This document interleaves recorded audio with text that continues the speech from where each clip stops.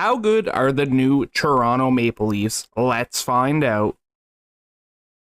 We're finally taking a look at the new Toronto Maple Leafs. First couple things I have to say is, number one, they're still $1.5 million over the cap space, so this is not going to be their final lineup for sure. Potential person to move is Kerfoot.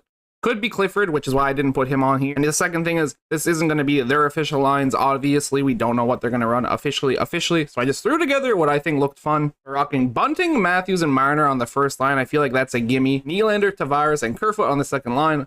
If Kerfoot's staying, I could see him being on the second line. Maybe the third, hard to say. Third line is Engvall. I believe Yarncroc is how it's pronounced, or if that's just how I've always pronounced it in my head anyway, so that's how I'm pronouncing it. And Abe Kubel, or Abe Kubel, or however it's pronounced. I am excited to watch him play for Toronto, though. It's very good for Colorado. It's a small sleeper pickup that they've done in the offseason. I'm very interested to see how he does. David Kampf, Adam Gaudette, another sleeper pickup, and Wayne Simmons on the fourth line. I think this is a great fourth line. They may want to play Clifford on here. I don't know what they're doing with him. I don't know if they've moved on after his game 1 5-minute major or what. Defense, same deal. Don't know what they're going to run, but these are the 6 players that they're going to use. I'm 99.9% sure. With their cap space issue right now. And what they have, these are the only 6 defensemen they even have. So Riley, Giordano on the first line, Muzzin, Brody on the second line, and Hall and Liljegren on the third line. Justin Hall is going to have one of the best years. Like, he's probably the player under the most pressure this year if I had to pick one, because of his playoff performance. Definitely got a lot of flack for his performance in the playoffs. And if we're looking at goaltending, we have a brand new goaltending tandem with Ilya Samsonov and Matt Murray. I don't know who's going to start. I probably think it's going to be Murray. It doesn't matter in this game if you put them in the starting position. If they're the same overall, they might just do an Uno reverse on you anyway. So I'm going to put Murray in the starting position because I think that's their goal. I'm going to probably kind of flip-flop around depending on who's playing better. With all that being said, we are going to sim 3 seasons. It's going to be the same season 3 times. That's how we do it. The 2022-2023 season. We're going to see how they're going to do next year. It's basically the goal. All that being said, it is time to sim the first season. So I'll see you at the end of it. Year number 1, we finished 43, 32, and 7 with 93 points, which ties us with the Lightning and Montreal, surprisingly. Austin Matthews, 64 goals, 30 assists for 94 points. Probably one of the more realistic EA Sports sims we've seen, because, I mean, that is realistic. He dropped 60 last year. Why can't he add 4 more this year? And this isn't an 82 span, which he didn't play, so it makes a lot of sense to me. Other than that, John Tavares, 27 goals. Yarncroc with 21, the only other 20 goal scorer on the team, so shout out to you, mister. And points, Marner, 86. Nylander, 56 as the highest after. That's actually crazy. 94 for Matthews, 86 for Marner, and then 56. 30-point difference from second to third. Michael Bunting only dropping 8 goals on the first line is a really rugged stat, I'm not going to lie. Gaudette on the fourth line at 12. Abe Kubel with 16 goals, 19 assists for 35 points. So defensively is another place I want to look at. 12 goals for Giordano as the most is definitely not what I was expecting, but I'm pleasantly looking at it. Only 5 goals for Riley, 36 assists though. 41 points total, most as a defenseman on the team. Plus 21 for Giordano, plus 17 for Riley, best pair. -5 and -4 for Liljegren, so that's our weak point, which is not surprising anyone, I don't think, especially when it comes to defense. Now the goalie stats, I'm really excited to see these. Show me what you got. Not terrible at all, really. 23 wins out of 44 games played for Samsonov, so Samsonov did end up playing 3 more games, even though we had Murray in the starting position. Like I said, they're going to flip-flop around. But a 916 save percentage, a 2.61 goals against average, 5 shutouts for both of them. Murray, 20 wins in his 41 games played, 914 save percentage, and a 2.61 goals against average. Not bad for a season, but now we have to play the playoffs and see if that carries over, and hopefully it does. But we're playing Florida in the first round. This is the updated Florida roster, so this is the brand new Florida Panthers. Let's rock and roll, baby. 3-2-1. First 3 games, we lose. We win, we lose. Florida is up 2-1 over us after the first 3 games, and they go up 3-1. Speaking of the most accurate EA Sports sim ever, Toronto losing in the first round, pretty realistic. I would know. I've been watching it my whole life, and there it is, a 4-2 loss overall in the series, a 2-1 loss in game number 6. We're out in the first round. Typical. This is fine. Not typical. The Philadelphia Flyers are your Stanley Cup champions, which was not what I was expecting to see. I haven't touched their lineup at all. So whatever they got rocking right now on the game is working wonders for them. Morgan Riley, 2 goals, 4 assists for 6 points. Most on the team for points, tied with Marner. Most goals goes to Matthews with 3 and Nylander as well with 3. Justin Hall at +1. Best was Liljegren this time in the playoffs with +4, so that doesn't really make any sense. And who did we play in net? That's what I'm curious about. Did we flip-flop? or do we stay consistent? Ended up going with Matt Murray, who didn't have bad stats realistically. Obviously not god tier stats, but definitely not bad at all. 918 save percentage at 2.62 goals against average. Then Samsonov 750, 4.41.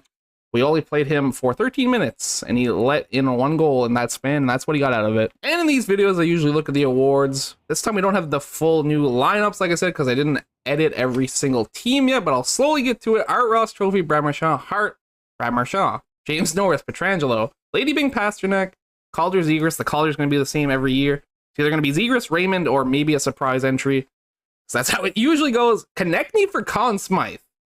If this is your prediction for the next season, you're probably high. And if you told me this at the start of this year and it actually happened, I would say that I'm high. So I don't know how did that happen. That's all I'm saying. Vezina Campbell gets it in Edmonton, which is actually a realistic thing that could happen this year, honestly. If he plays as good as he did in Toronto at the start of the year for the whole year, he's winning the Vezina. And Robin Lehter, William M. Jennings Award, Bill Masterson to Chara, Frank J. Selke to Bergeron. Would also make a gamble that this trophy is eventually changed to the Patrice Bergeron Trophy. If they ever decide to change the name, that would definitely be what it would be changed to. Ted Lindsay also on Marchand. And then, not surprisingly, Matthews gets the Maurice Richard. Year number 2, 47-29-6 record, but the division was more competitive this time, so we only fall in 3rd place. The Detroit Red Wings, 105 points. 109 points for the Lightning on top of the division. Come on, Matthews. How dare you only drop 55 goals and not 60? Completely washed, clearly. 55 goals, 54 assists for 109 points. Marner dropped 35 this time, which was basically double last year. I'm pretty sure he had 18. 68 assists for 103 points. Then another drastic drop-off from top 2 to 3rd. We dropped from 130 to 67 points. Big drop-off there. Bunting drops 21 this year. Nylander drops 23. Varus drops 22. Jankroc can't keep up his 20-goal pace, but Abe Kubel consistent with 16. Cadet dropping 12 on the 4th line like that. Simmons also dropping 12 on the 4th line, so good 4th line production this year. Kampf kind of just there. I do like Kampf, though, IRL, so I'm definitely keeping him in the squad. Defensively, Giordano, most points and goals tied Liljegren. Liljegren popping off way harder this time. 3rd line in general. This time it was the 2nd line that killed us. Minus 19 for Muzzin, minus 12 for Brody. Plus 15 for Hall and 19 for Liljegren. 7 goals for Liljegren. 29 points there on the team. Kind of a flip-flop defensive-wise. Goaltending, way worse this time. Samsonov played more again. 26 wins in 46 games played. 2 shutouts, 902 save percentage, and a 3.04 goals against average. And then Murray, 21 wins in 42 games played. So he had a 50% win rate, 897 save percentage, so under 900. Not what you like to see with a 3.11 goals against average. Definitely a drop-off from year number 1. It's fine. We recover. Go to the playoffs. We're going to kick some butt. We're going to win a round this time. We're playing Detroit, though. I just remembered. I don't think I touched Detroit.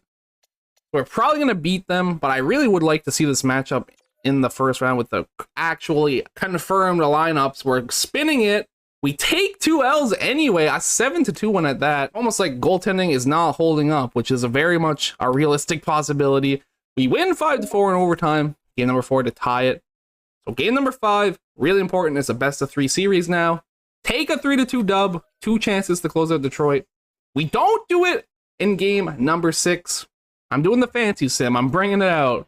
I don't feel like I use it as much as I used to. Trying not to drag videos too long, but I mean, you got to do it. Got to bring it. Game 7 with Toronto in the first round. That's basically a Stanley Cup Finals win in their eyes. Marner scored before I could even sim the period, so that's a great start for us. I'm just going to sim it now. It stays 1-0. Second period, 3-1. Simmons and Jankroc. Love to see it. Sider, Barry's on Samsonov. We're playing Samsonov this playoff run, which is different from last one. Maybe we're just trying him in game 7 because Murray's been costing. Either way, 3rd and final period. I'm just going to skip the whole thing this time instead of watching it. Bang. No score. We win 3-1. Round 1, 2nd round bound. In the 2nd round, we were looking for some redemption. I would really like to win this series because I'm still... I'd say I'm not over it, but I'm over it, honestly. I was kind of over it after a couple days because it was a fun series to watch. Just got beat. Sometimes it happens. First 3 games, yeah, we won 2 of them, actually. Okay. 6-5 loss. So once again, goaltending not holding too strong. Up 2-1 after 3 games, which is where we like to be, but it's tied after 4. So our series lead cut short relatively fast. 4-3 overtime win. Game number 5. 2 chances to drop the Tampa Bay Lightning. We don't do it in game number 6. I'm fantasy simming again. Sometimes you just gotta trust the fancy sim, and today's one of those days. First period, bang, no score. Second period, bang, 2-2, okay. Colton, Bunting, Palat, Marner. Interesting. This is dead even. I'm gonna play this one out. 2-2 with 18 shots for both teams. Seems like a very defensive battle right now. We bang it. John Tavares. We're up 3-2. They get a power play. Probably gonna score. Felt like a really long power play. Who took a game misconduct or a double minor? Either way, they didn't score on it, and that's all that matters. 4 minutes to go. Just need to play that good D. We're playing that good D, and we're moving on to the conference finals. In said conference finals, we're facing the Pittsburgh Penguins. 3-2-1. Show us the money. Bring us to the promised land. We win the first 2 games, take an L in game 3. It's fine. We move on. Game number 4 is an L. It's fine. We move on. 7-2, man. When we lose, we friggin' lose. Game number 5 needs to be a dub. It is a 2-1 W, holding down the fort.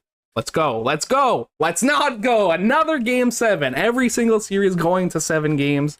That is stressful for sure. Can we pull another game 7 victory out of our hat? First period, 2-1 Pittsburgh. Rodriguez and Malkin both bearing. We're still sticking with Samsonov. Interesting to note. Mitch Marner drops one on Yari. Or on Jari. I don't know why I called him Yari. Anyway, second period, 3-3. Jan Krok and Engvall bury. Brandon Rust also burying.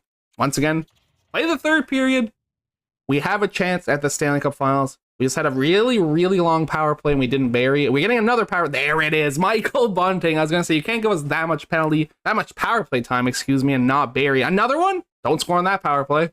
3 minutes left. Just defense. That good D once again. That good D. Stanley Cup Finals bound. Let's go. And in the battle of the ages, we are facing the Dallas Stars in the Stanley Cup Finals. Let's book it. Let's do it. It's time for the dub. If we get a dub here, I actually might not even do a third season regardless, because this has been the optimal season. All of games have gone to game 7. What about the Stanley Cup Finals? Doesn't look like it, because we're up 3-0, because we have 4 games to put away Dallas. And if we're winning a cup, might as well just end it, right? Who cares? Still a chance to blow it. 3, 2, 1. Sally hard. Let's go. 3-2 victory. A sweep of Dallas after surviving 3 game 7s. Breeze through the Western Conference Stanley Cup Final representative. And we lift the Stanley Cup. We don't need a third season. We're fine. We'll just take our cup and run. 4 goals, 20 assists for William Nylander. Austin Matthews, 15 goals for most on the team. Tavares had 12. Jan Krok with 9 is probably the biggest story here. That's 3rd on the team for goals. So that is hype for sure. Defensively, Morgan Riley, 4 goals, 10 assists, 14 points, leads the team in both those categories. Giordano tied him in goals, however, and we're winning a cup despite having a -2 defenseman, a -5 defenseman, and another -2 defenseman, that being Muzzin, Hull, and Liljegren. So they did not pop off on the third line in the playoffs, but it's fine. It doesn't matter. We played Samsonov for 20 games. He had a .902 save percentage, a 3.16 goals against average, and no shutouts. But he got the job done, winning 13 games. Murray won 3 games. It was kind of an Uno reverse of when he took over Fleury and won the cup. Samsonov took over Murray and won the cup. It rhymes. It all makes sense now. Murray had an 8.96 save percentage, a 3 goals against average on the dot, 1 shutout. So I guess we didn't want to play him any longer. Art Ross and Hart go to Connor McDavid. Victor Hedman gets the Norris. Lady Bing to Austin Matthews. Raymond gets the Calder, which was one of the 2 names I predicted. Get it. They always get in this game. Conn Smythe is William Nylander. Playoff Nylander popping off finally. Vezina goes to Markstrom. William M. Jennings to Leonard again. Bill Masterson to Sherrod. Oh, I did have Sherrod in Detroit. And the Frank J. Selke to Patrice Bergeron once again, to nobody's surprise. Lindsay to McDavid. And the Maurice Richard to Ovechkin, which means he had more than 55 goals. I want to go see how much he had. He dropped 58 goals. 4 points off of Matthews. And Kucherov also had 50, so 3 50-goal scorers this time around. Olofsson dropped 39 in Buffalo. That's an interesting stat. How good are the new Toronto Maple Leafs according to EA? Good enough to win a cup in just 2 sims. So take that with a grain of salt, because they'd be winning the cup with their normal roster in this game most of the time. And obviously we're just doing it for fun. We're not making definitive claims, as we all know that EA's sim engine isn't exactly a trustworthy source. We are done here. So thank you everybody so much for watching. I hope you enjoyed. I will catch you in the next one. Peace out.